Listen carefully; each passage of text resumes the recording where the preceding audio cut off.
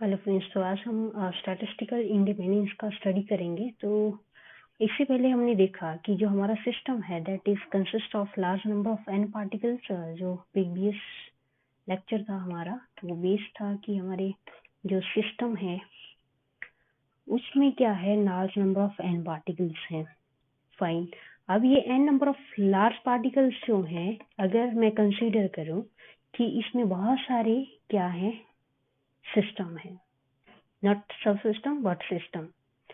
तो कंसीडर कर लिया मैंने, मेरे पास n सिस्टम्स हैं, n सिस्टम्स हैं, और n सिस्टम्स में फर्दर क्या है, n sub system, small n sub systems. Fine.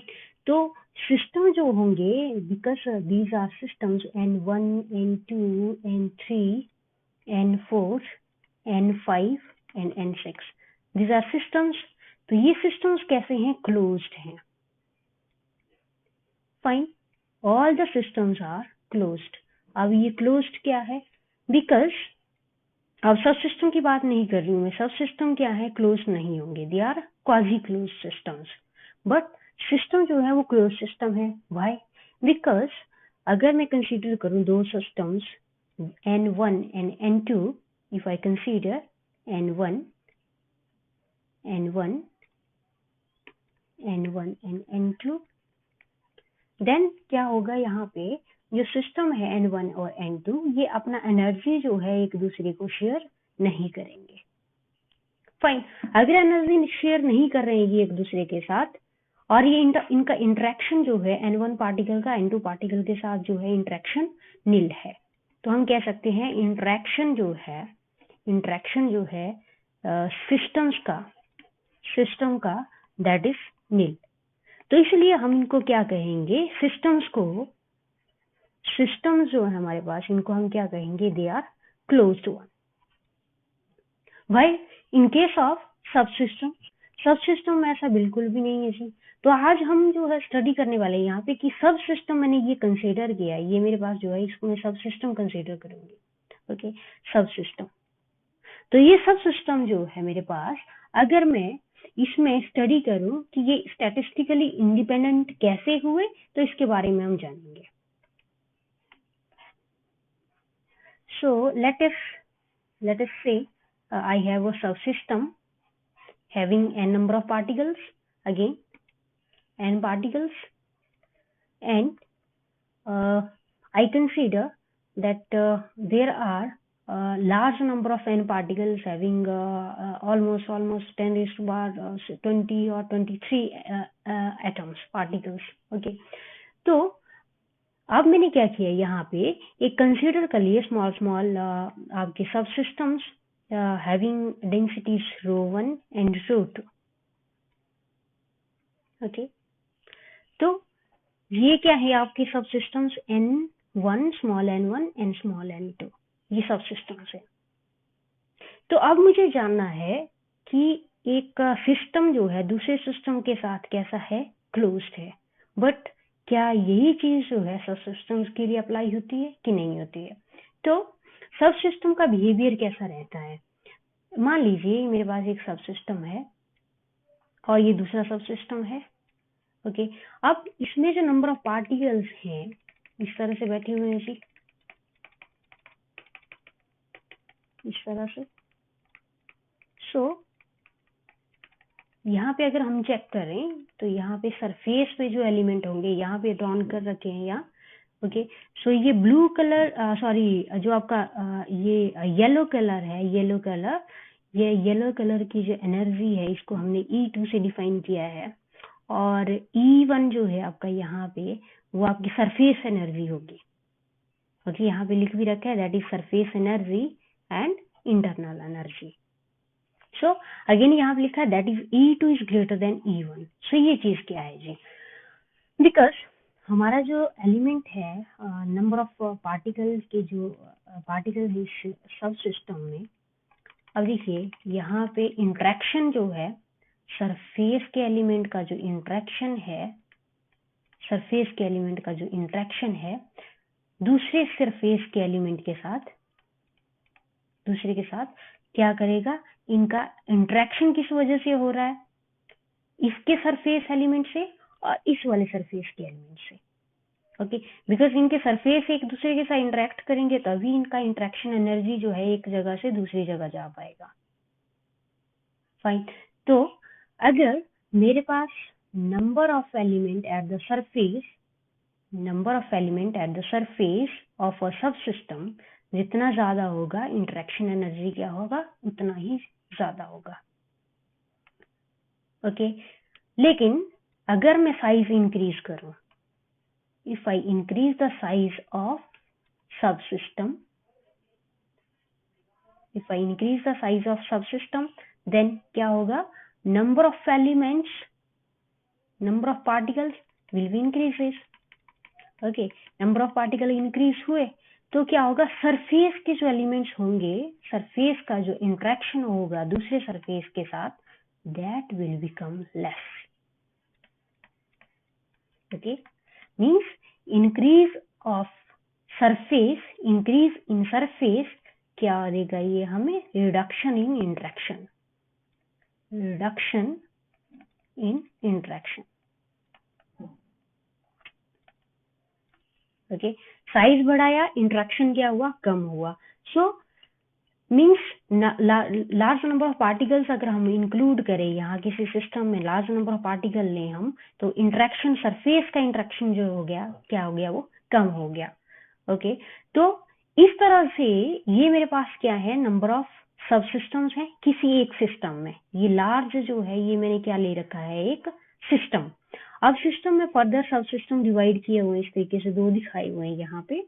तो जैसे जैसे इसका नंबर बढ़ेगा, सरफेस का, surface not surface but sub system का जैसे जैसे नंबर इंक्रीज होगा, साइज इंक्रीज होगा, तो इंट्रैक्शन क्या होगा, कम हो जाएगा। Okay, surface interaction will be less. जैसे ही सरफेस इंट्रैक्शन लेस हुआ, it means they are imparting their energy to one another will be less। Okay, अब इंट्रैक्शन लेस होने से क्या होगा, इंट्रैक्शन लेस होने से क्या होगा, एनर्जी जो होगा या फिर कहें इनका इंट्रैक्शन होगा एक दूसरे के साथ, वो भी क्या हो जाएगा, लेस हो जाएगा। तो इस स्टेट को हम क्या कह सकते हैं कि एक सब सिस्टम जो है, सब सिस्टम जो है ये हमारा कैसा है, quasi closed system. Okay, closed भी है बट कैसा है, क्वाजी है। बिकॉज यहाँ पे देखिए एनर्जी जो है, because energy of E2 that is E2 internal energy, क्योंकि यहाँ से जैसे जैसे आपका साइज इंक्रीज हुआ था सब सिस्टम का, तो इंटरनल एनर्जी जो थी सिस्टम की, internal energy that is E2, तो इंटरनल एनर्जी यहाँ पे क्या हुई, इंक्रीज हुई। और इस सिस्टम की सरफेस एनर्जी जो थी E1 थी। ओके, तो अब यहाँ क्या हुआ, इंट्रैक्शन जो था यहाँ सरफेस पे वो कम रहा और इंटरनल जो एनर्जी था इसका वो बढ़ गया। सो E2 is greater than E1। इस कंडीशन में क्या हो जाएगा, ये कंडीशन फुलफिल हो जाएगी। So our sub system is treated as quasi close system, means they will interact with each other but little way, but in case of systems, एक system जो है दूसरे सिस्टम के साथ क्या है, टोटली क्लोज्ड है, they are not quasi closed. तो इसके बारे में जो है नेक्स्ट हम दो सब सिस्टम लेके उनका जो है एनर्जी डेंसिटी लेके हम चेक कर सकते हैं कि अगर मेरे पास दो सब सिस्टम है having energy, some energy and density ρ1 and ρ2, तो उस केस में जो है हमारे पास जो प्रोबेबिलिटी निकल के आती है वो कितनी निकल के आती है। सो हमारा जो प्रोबेबिलिटी था that was dW is equals to dP1 for system 1 and dP2 for system 2 and dQ1 dQ2। इस तरह से हम प्रोबेबिलिटी लिख सकते हैं दो सिस्टम्स की। सो दो सिस्टम जो है, ये आपके पास दो सिस्टम जो है, ये कंबाइन करके क्या बनाते हैं हमारे पास, इनका जो अगर कंबाइन करके मैं लिखूं दो सिस्टम्स को अगर मैं एक कंप्लीट वन पिक्चर ले लूं तो ये इसका क्या हो जाएगा, कंपोजिट हो जाएगा, कंपोजिट सब सिस्टम। ओके, कंपोजिट सब सिस्टम हो ये, सॉरी कंपोजिट, ओके कंपोजिट सब सिस्टम। सो कैसे लिख सकते हैं हम इसका प्रोबेबिलिटी, एक कंप्लीट सिस्टम का that is system 1 plus system 2, ये जो है ओके।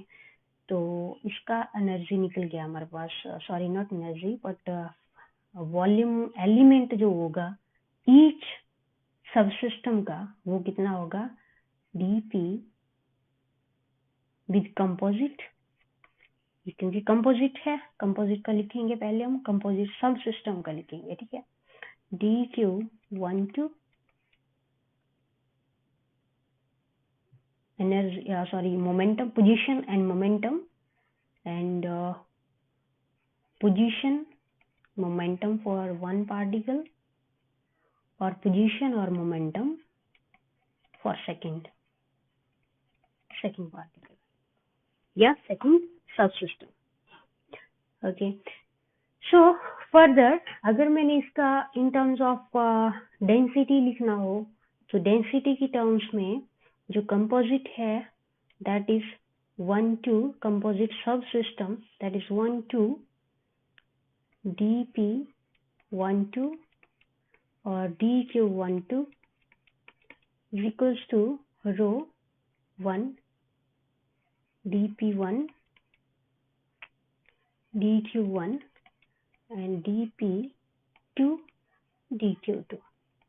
और यहाँ पे हमने क्या रो सेकंड पार्टिकल, सेकंड सब सिस्टम के लिए।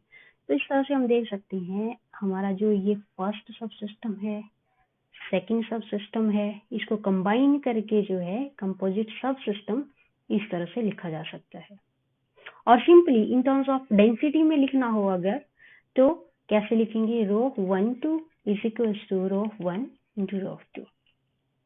सो ये क्या है, स्टैटिस्टिकल इंडिपेंडेंस की हम बात कर रहे हैं यहाँ पे, दैट इज स्टैटिस्टिकल इंडिपेंडेंस क्या है, इसके लिए हमने क्या किया, दो सब सिस्टम कंसिडर किए और उनका जो है इंटरेक्शन देखा। और इंटरेक्शन में क्या सिस्टम हमने ऑब्जर्व किया कि जैसे साइज इंक्रीज होगा तो इंटरेक्शन जो है इनका सरफेस इंटरेक्शन जो है हम कह सकते हैं that is surface interaction of two subsystems will decreases and their internal or core energy will increases and we can say E2 is greater than E1 and their probabilities can be written like this। or in terms of density लिखना हो तो हम दो सब systems को independently इस तरह से लिख सकते हैं। तो हम ये कह सकते हैं कि जो हमारी सब सिस्टम्स हैं वो कैसे हैं, स्टैटिस्टिकली इंडिपेंडेंट है, बट कैसे हैं, क्वाजी क्लोज्ड। सो सब सिस्टम जो है इनको हम क्या मान सकते हैं, एक तरह से एक हमारा कह सकते हैं ये एक इंडिपेंडेंट जैसा सिस्टम है if the number of particles are very very high, okay, in a sub system. Number जो होना चाहिए ये आपका ज्यादा होना चाहिए, एन नंबर ऑफ पार्टिकल्स। तो further if we have consider कि हमारे पास दो सब सिस्टम्स जो हैं इनका कोई क्वांटिटी है दैट इज एफ, ये फर्स्ट सब सिस्टम, सेकंड, ओके। तो अगर मैं इस सब सिस्टम की कोई फंक्शन ले लूँ f1 और सेकंड का f2, कोई फंक्शन ले ली मैंने, कोई भी, जैसे टेम्परेचर भी ले सकते हैं, वॉल्यूम ले सकते हैं, कोई भी है ना। तो इसमें f1 f2 कोई भी एक क्वांटिटी ले ली मैंने, ठीक है। और ये फिजिकल क्वांटिटी जो है इनका स्टैटिस्टिकली एवरेजिंग हम किस तरह से कर सकते हैं टू क्वांटिटीज का, that is f1 f2 composite is equals to f1 dot f2। okay, so this is all about statistical independence। Next हम रूट मीन्स के फ्लक्चुएशंस की बात करेंगे।